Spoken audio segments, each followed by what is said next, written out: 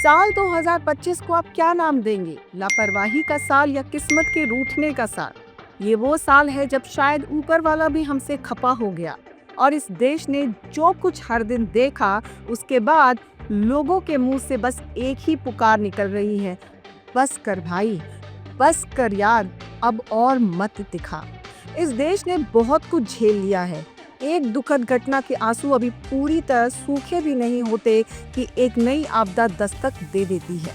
जनवरी से लेकर जून तक जो कुछ हुआ है, उसे देखकर कहीं भी आने जाने, उठने बैठने, घूमने फिरने या काम करने में डर लगने लगा है। हर महीने जैसे कोई नया जख्म मिलता है। नमस्कार, मैं हूँ रितिका यादव और आपका स्वागत है हमारे डिजिटल प्लेटफॉर्म पर। अहमदाबाद में आसमान से त्रासदी आई, पहलगाम में आतंकवाद ने स्वर को लहूलुहान कर दिया, महाकुंभ में आस्था भीड़ में कुचल गई, बेंगलुरु में जश्न मातम में बदल गया, दिल्ली के रेलवे स्टेशन पर भगदड़ ने जिंदगियां छीन ली, मुंबई की लोकल ट्रेनें काल बनकर उभरी, केदारनाथ की यात्रा अधूरी रह गई और उसके बाद पुणे में एक पुल लोगों को अपने साथ ले डूबा। पिछले 6 महीनों में हुए ये 8 बड़े हादसे बेहद भयानक है। कुछ को किस्मत का खेल कह सकते हैं, कुछ को घोर लापरवाही का नतीजा और कुछ हमारी सोच से परे। लेकिन जो कुछ घट रहा है उसके बाद लोग यही कह रहे हैं, बस कर, हे ऊपर वाले अब थोड़ी रहम कर, हम पर रहम कर, क्योंकि हम इतने मजबूत नहीं कि हर रोज एक नया जख्म देख सकें। लेकिन भावनाओं से ऊपर उठकर एक सवाल ये भी है, क्या ये केवल हमारी बदकिस्मती थी? क्या ये सिर्फ किस्मत का रूठना था, ईश्वर का नाराज होना था, या फिर हमने लापरवाही की सारी हदें पार कर दी और उसी की वजह से एक हादसे के बाद दूसरा हादसा हो रहा है? आज हर खबर डराती है, हर यात्रा भरोसे की नहीं है, हर सफर दुआओं का मोहताज है। ट्रेन में चढ़ने से पहले, हवाई जहाज में कदम रखने से पहले शायद आपके पैर कांपते होंगे, आपके माता पिता आपके सुरक्षित पहुंचने तक दुआएं मांगते होंगे। 2025 को हम सिर्फ एक साल नहीं बल्कि एक काला अध्याय मान रहे हैं, जिसके हर पन्ने पर दुख, शोक और टूटी उम्मीदें अंकित हैं। पर मेरा सवाल फिर वही है, क्या ये मनहूसियत का साल था या हम अपनी लापरवाहियों को महज हादसा और खराब किस्मत कहकर जिम्मेदारी से बच रहे हैं? इस साल की शुरुआत से ही बात करते हैं। कुंभ, आस्था पर लापरवाही का भारी पड़ना। प्रयागराज में महाकुंभ चल रहा था, एक ऐसा पर्व जहां लाखों लोग शरीर से नहीं बल्कि आत्मा से स्नान करने आते हैं। हर डुबकी में पापों से मुक्ति और मोक्ष की उम्मीद थी। लेकिन 29 जनवरी 2025 को मौनी अमावस्या के दिन यही आस्था चीखों में बदल गई। भीड़ ने लोगों को रौंद दिया और चारों तरफ मौत बिखरी थी। भीड़ बेकाबू हुई और भयानक भगदड़ मच गई। किसी ने इसे अफवाह का नतीजा बताया, किसी ने लापरवाही का, लेकिन मौतें हुई। आंकड़े 30 से 60 मौतों के बीच रहे। पर मोक्ष पाने निकले लोग काल का ग्रास बन गए। क्या यह खराब किस्मत थी या हमारी तैयारियों की पोल खुल गई थी? कुंभ अचानक नहीं हुआ था, तारीखें और भीड़ का अनुमान पहले से था। फिर भी ये हादसा हुआ जो कि टाला जा सकता था। महाकुंभ के आंसू अभी सूखे भी नहीं थे कि नई दिल्ली के रेलवे स्टेशन पर तीर्थ यात्रा की राह में मातम छा गया। क्या ये किस्मत की मार थी या सिस्टम की पुरानी लाचारी?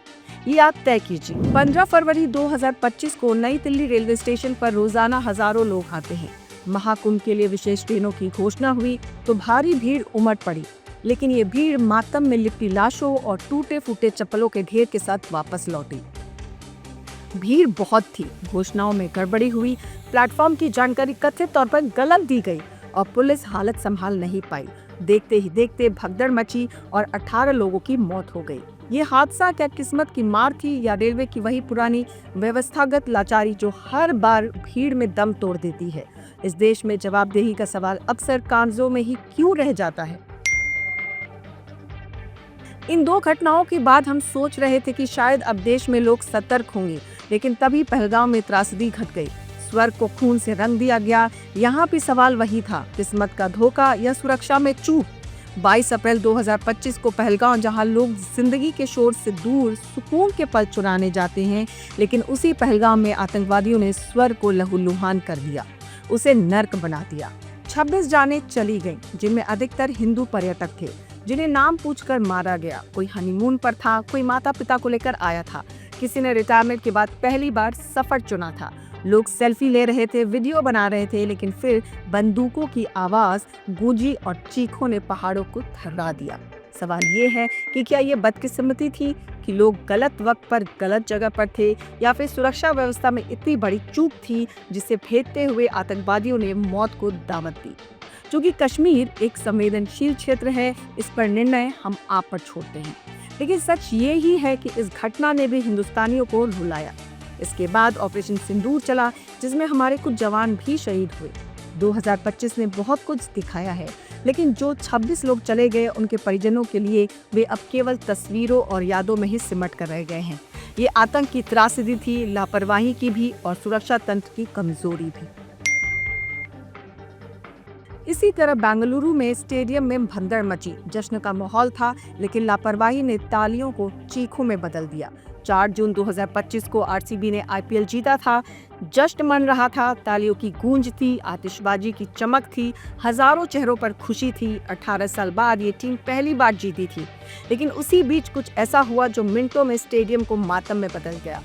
भगदड़ मच गई और 11 लोग मारे गए, जिनमें अधिकतर बच्चे थे, सब 30 साल से कम उम्र के। फिर सवाल उठा, क्या ये दुर्भाग्यपूर्ण हादसा था, किस्मत खराब थी, या हमने लापरवाही की?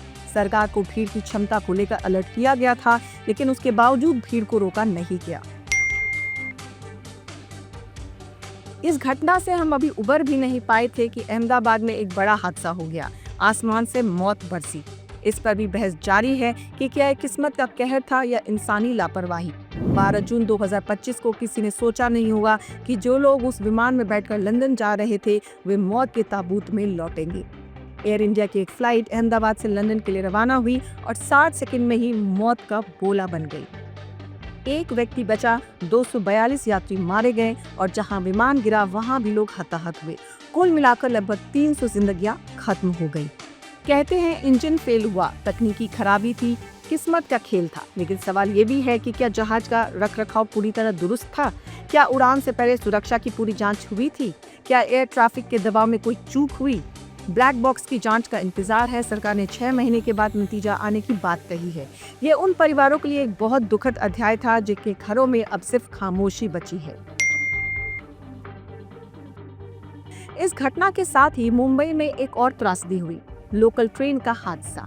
मुंबई में लोकल ट्रेन को शहर का जीवन रेखा कहा जाता है, लेकिन 9 जून 2025 को यही जीवन रेखा मौत की दिशा में चली गई। दीवा और मुंब्रा स्टेशनों के बीच भीड़ की धक्का मुक्की के दौरान 13 लोग चलती ट्रेन से गिर पड़े, जिनमें से 4 की मौत हो गई।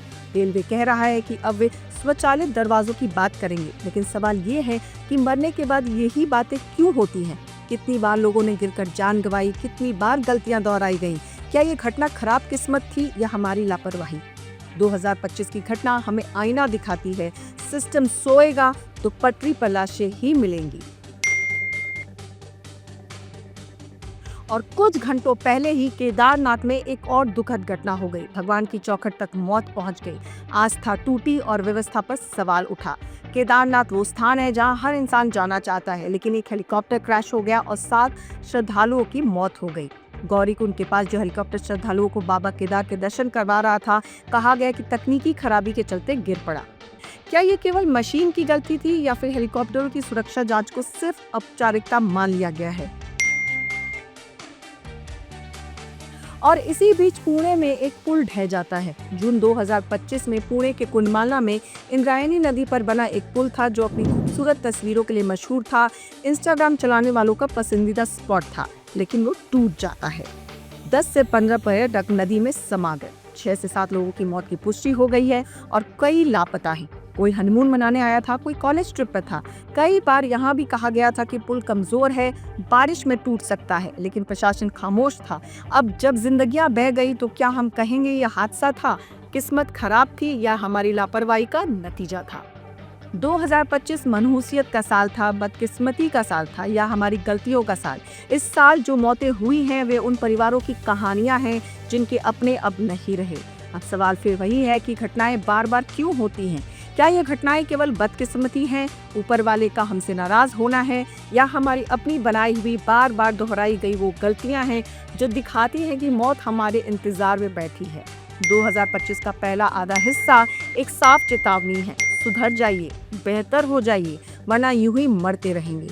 कुछ हादसे हो सकते हैं कि 2025 में किस्मत की मार हो, लेकिन कई ऐसे थे जो लापरवाहियों की सजा थी। कुछ ऐसे हैं जिनके लिए शब्द नहीं है। 2025 का यह आधा साल बार बार सवाल पूछ रहा है कि क्या हम सिर्फ तब जागेंगे जब मौत दस्तक देगी। हर बार वही बयान आता है, हमें दुख है, जांच करेंगे, मुआवजा दे दिया जाएगा। लेकिन कब तक जांच होगी? कब तक मुआवजे के नाम पर चंद सिक्के लोगों की मौत को सही ठहराते रहेंगे? सच यही है कि बार बार हम खुद मरने के लिए मौत का रास्ता तैयार कर रहे हैं और धीरे धीरे लापरवाही से चुपचाप। और इसलिए हमें लगता है कि 2025 सिर्फ तारीखों में नहीं जाएगा, यह इतिहास में खूनी अक्षरों में दर्ज होगा। एक ऐसा काल अध्याय बनकर जिसकी हर पंक्ति लहू से लिखी होगी, हर महीना खून से भरा होगा। हम नहीं जानते, लेकिन ये तय है कि जो जख्म 2025 ने दिए हैं वो बहुत दिनों तक हरे रहेंगे। लेकिन हम बस इतना कहेंगे, भाई बस कर, सरकारें बस करे, सिस्टम बस कर, और थोड़ा सा ऊपर वाले तू भी रहम कर हम पर, क्योंकि अब हर चीज में डर लगने लगा है। अगर आपको हमारी रिपोर्ट पसंद आई हो तो बने रहें हमारे साथ, क्योंकि खबर के हर चौराहे पर पोस्टमैन आपको मिलेगा सत्य के संदेश के साथ। जय हिंद, जय भारत।